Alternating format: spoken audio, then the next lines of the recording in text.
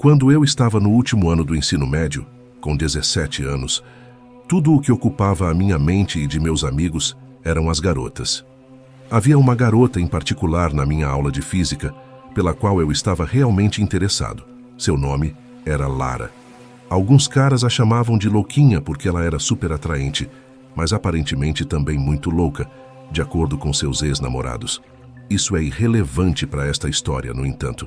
Basicamente, meu melhor amigo Vini conseguiu convencer uma das melhores amigas de Lara, Giana, a concordar em sair conosco para alguma praia naquela noite, já que era uma sexta-feira e o clima estava quente. A melhor parte foi que Lara concordou em vir. Essa era minha grande chance. Vini passou para me pegar em casa às 10 horas da noite. Pulei no banco da frente e fomos buscar Lara e Giana. No caminho, concordamos que nossa primeira prioridade era me deixar sozinho com Lara e Vini ficar sozinho com Giana. Eu estava extremamente nervoso, mas quando Lara e Giana entraram no carro, as coisas estavam indo bem. Vini e eu conseguimos fazê-las rir várias vezes. Quando chegamos à praia, eu estava confiante de que Lara e eu nos daríamos muito bem. E lembro-me dos pequenos detalhes do que aconteceu depois que saímos do carro e fomos para as dunas. Mas lembro-me de a praia estar completamente vazia, sem outras pessoas à vista. Vini, de alguma forma, conseguiu ir sozinho com Giana para a escuridão depois de alguns minutos, como havíamos planejado. Lara e eu caminhamos até a água, molhamos nossos pés e, em seguida, deitamos na areia e conversamos por um tempo. As coisas estavam indo bem até que Lara apontou para o oceano e perguntou: "O que é aquilo?" Olhei na direção em que ela apontava, mas não vi nada. Eu ri da aparente ilusão dela e me aproximei da água na esperança de talvez ver o que ela viu. Foi quando eu cheguei perto o suficiente para ver. Havia um objeto longo e vertical na água. Fui um pouco mais perto e ele se moveu. Pulei para fora da água e corri de volta para Lara. "É uma pessoa", eu disse a ela em voz baixa. Era verdadeiramente bizarro que alguém estivesse na água gelada a essa hora. Lara queria ir embora porque estava desconfortável e parecia que quem quer que fosse estava apenas nos observando. Pelo menos era essa a sensação. Então caminhamos mais para baixo na praia, até acharmos um lugar para que tivéssemos privacidade. Sentamos novamente na praia, com nada além do som das ondas do oceano e de nossas vozes. Mas Lara novamente apontou para algo. "Você ouviu isso?" ela me perguntou. Eu ouvi um som pequeno, como um tipo de splash, mas parou assim que começou. Olhamos para o oceano e ouvi Lara ofegar. O cara estava lá novamente. Eu estava prestes a ir até lá e dizer para ele ir embora. Mas Lara me disse: "Vamos embora, rápido." Eu estava esperando que ela dissesse isso, só queria parecer durão na frente dela. Voltamos para o carro. Vini e Giana ainda não tinham voltado. De repente, meu telefone começou a explodir com mensagens todas de Vini. Aparentemente, ele tinha me enviado mensagens em pânico o tempo todo que estávamos na praia, e eu acho que não tinha sinal perto da água. Ele me mandou a primeira mensagem dizendo: "Cara, tem um cara estranho na água nos observando." E depois: "Ei, tem um cara estranho com aparência deformada nos seguindo. Vem até o carro agora." 5 minutos depois, ele enviou mais algumas mensagens, basicamente em pânico, por estar sendo seguido por algo na escuridão, usando palavras-chave como algo e não alguém. Sua penúltima mensagem dizia que ele estava vindo nos procurar e para eu responder quando eu lesse. Sua última mensagem foi: "Estamos a caminho de volta para o carro, chegue lá." Ele também tentou me ligar 3 vezes, aparentemente. Eu o liguei de volta uma vez e ele atendeu imediatamente, sem deixar eu falar. Só perguntou se estávamos no carro, e eu disse que sim. Ele disse: "Ótimo, fiquem aí", e desligou o telefone. Menos de 30 segundos depois, Giana e Vini saíram da escuridão ao lado do jipe. Ele explicou da melhor forma que pôde, enquanto tentava recuperar o fôlego, que algo com aparência deformada, caminhando sobre 2 pernas, estava o seguindo. Eu não sabia se ria do que ele disse ou não. Eu contei a ele sobre como ele viu alguém na água ou algo assim. Ele me pediu para descrever como era. Eu continuava me confundindo com sua forma de descrever a pessoa como se fosse uma criatura. Eu disse a ele que parecia uma pessoa muito alta e magra, em pé na água. Ele disse que teve a chance de dar uma olhada mais de perto e era uma espécie de criatura humanoide deformada. Lara e eu nos olhamos e agora ele estava falando de forma nervosa demais. O que ele estava dizendo era simplesmente muito bizarro. No entanto, acho que partes de ambos nós o levamos a sério. Jana confirmou o que ele estava dizendo e aquele grito nos fez todos pular para dentro do carro. Era algum tipo de grito meio humano, meio demoníaco. Não consigo descrever, você só precisa ouvir. Não é preciso dizer que estávamos todos frenéticos no carro, fazendo perguntas a Vini, principalmente, mas mais perto do final da viagem, todos ficamos em silêncio. Acho que estávamos todos perdidos em nossos pensamentos sobre o que acabara de acontecer. Para dar uma ideia de quão rápido tudo isso aconteceu, estávamos nas dunas por cerca de meia hora depois que ouvi aquele som, aquele grito. Comecei a acreditar parcialmente em Vini, mas ainda sinto que o que vi no oceano era uma pessoa. No entanto, a forma como Vini descreveu quem ou o que o seguia como uma espécie de humanoide deformado na praia, ainda me assusta mais.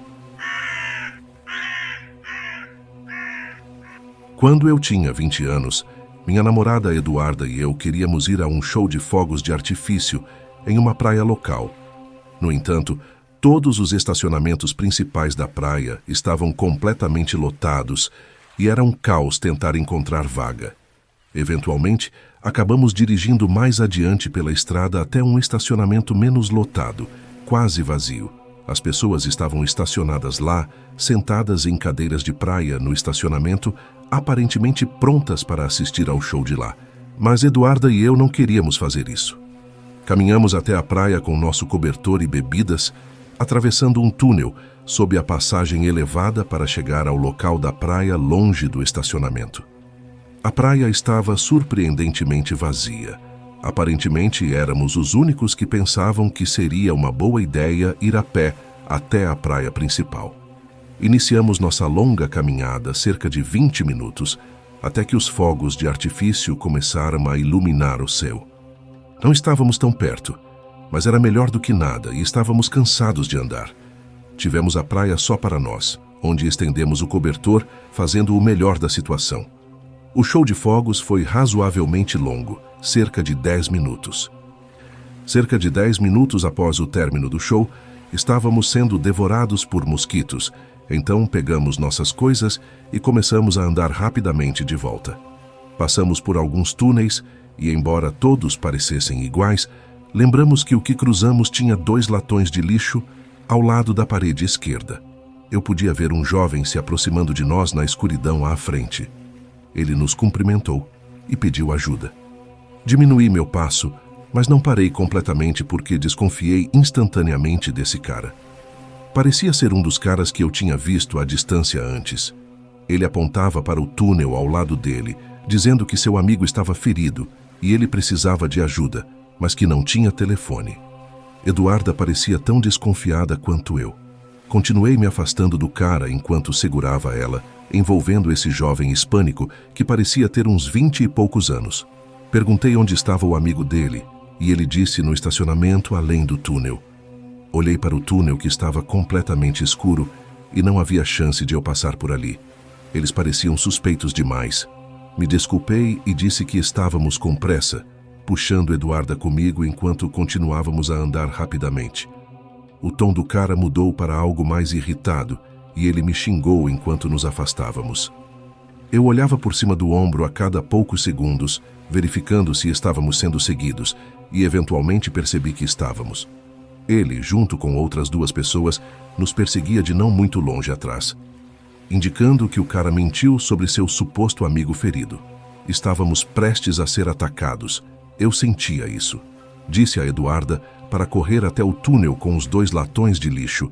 Eu sabia que se ambos corrêssemos, provavelmente isso incentivaria o grupo de homens a nos perseguir. Ela avançou discretamente em uma corrida não óbvia. Percebi que os homens atrás de mim estavam se aproximando. Queria dar a Eduarda mais tempo para chegar ao carro antes de eu sair correndo. Quando cheguei ao túnel, me virei novamente e os 3 homens estavam quase em cima de mim agora. Um deles começou a gritar: "Ei, venha aqui!" Eduarda tentava me ligar, mas eu não conseguia atender. Assim que cheguei à entrada do túnel, senti que eles estavam prestes a correr até mim e me agarrar, então corri através do túnel. Ouvi passos atrás de mim. Corri no concreto descalço, mas suportei a dor no calor do momento, com medo pela minha vida. Cheguei ao estacionamento, iluminado por postes de luz, graças a Deus. E em algum lugar no túnel, os 3 homens pararam de me perseguir. O estacionamento agora estava vazio, exceto por mais 2 carros e o meu, onde Eduarda já estava com as luzes acesas. Corri para entrar no carro e olhei para trás uma última vez para o túnel, vendo 2 dos 3 caras parados, provavelmente a uns 3 metros dentro do túnel, observando. Entrei no carro, saímos do estacionamento e fomos pela rodovia. Honestamente, nunca fiquei tão aliviado ao ver as luzes traseiras de um engarrafamento com milhares de pessoas saindo dos estacionamentos principais da praia. Não faço ideia se seríamos assaltados ou assassinados, mas claramente aquelas pessoas estavam naquela noite com um plano. Estou feliz por não termos caído na armadilha deles. Isso aconteceu há cerca de 2 anos. Eu e meus amigos decidimos fazer uma rápida viagem para relaxar do trabalho. Na nossa primeira noite, decidimos apenas beber do lado de fora do nosso quarto de hotel. Ficamos um pouco embriagados e um dos meus amigos decidiu dar uma volta na praia para conhecer alguns outros turistas. Eu tinha um pressentimento ruim sobre o que poderia acontecer a ele, já que estava bêbado, então decidi acompanhá-lo junto com outro amigo. Ele disse que queria visitar as formações rochosas, que são um local conhecido para encontros, já que o lugar era escuro e não havia outros estabelecimentos naquela parte da costa. Estendia-se por cerca de metade do comprimento de Corita, com pura escuridão. Eu estava relutante sobre a ideia de deixá-lo ir, mas ele estava decidido, então concordei desde que ele voltasse depois de alguns minutos. Eu e meu outro amigo esperamos no último bar no final da costa, antes da área escura começar. Enquanto conversávamos, ouvimos um grito angustiante. Parecia ser nosso amigo, então decidimos correr em direção ao som. A única luz naquele momento vinha da lua.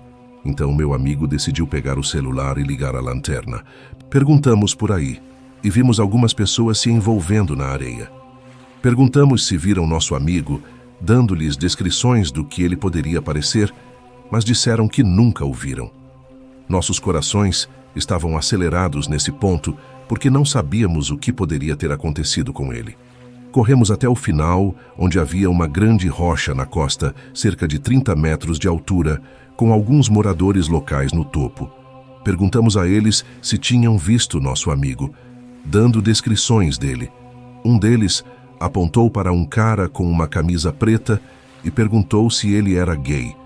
Eu não via a relevância da pergunta, mas respondi que sim. Ele sugeriu que nosso amigo poderia ter ido na direção das manguezais, apontando para uma parte mais escura da praia cheia de manguezais.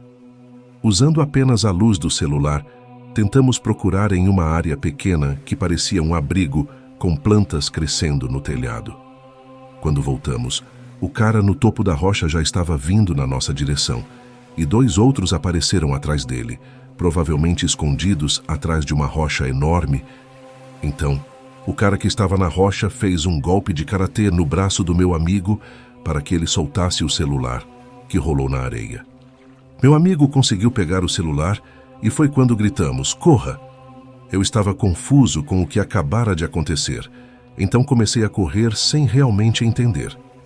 Enquanto corríamos, percebi que era uma emboscada, embora tivéssemos sido conduzidos para os manguezais pelo telefone do meu amigo. Corremos por alguns segundos quando comecei a sentir o peso nos meus pés, pois as sandálias que eu estava usando ficaram muito pesadas por estar correndo na areia molhada. Meu amigo tirou suas sandálias para correr mais rápido. Eu quis fazer o mesmo, mas então percebi que as minhas sandálias tinham tiras, então continuei correndo. Eu podia ouvir os caras nos perseguindo dizendo: "Ei, pare, estávamos só brincando." Eu não queria cair no que eles diziam, então continuei correndo.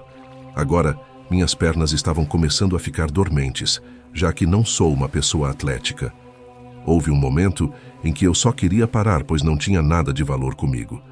Mas então pensei que isso poderia ser um motivo para eles me machucarem. Então corri com todas as minhas forças até chegarmos ao primeiro bar. Meu amigo já estava lá recuperando o fôlego quando vimos o amigo que estávamos procurando, rindo e conversando com os moradores locais. Queríamos socá-lo pelo que nos fez passar, mas ele não tinha ideia do que acabara de acontecer conosco, então deixamos para lá. Nossas férias continuaram e ainda visitamos aquela ilha de vez em quando, mas juramos nunca mais ir para aquele lado da praia. Agora, aquela parte da praia já foi fechada para turistas. Aos caras que tentaram nos assaltar na praia, por favor, evitem nos encontrar. E mais uma coisa, meu amigo disse que não foi ele quem gritou, mas parecia com a voz dele. Se não foi ele, quem foi? Isso aconteceu há alguns anos.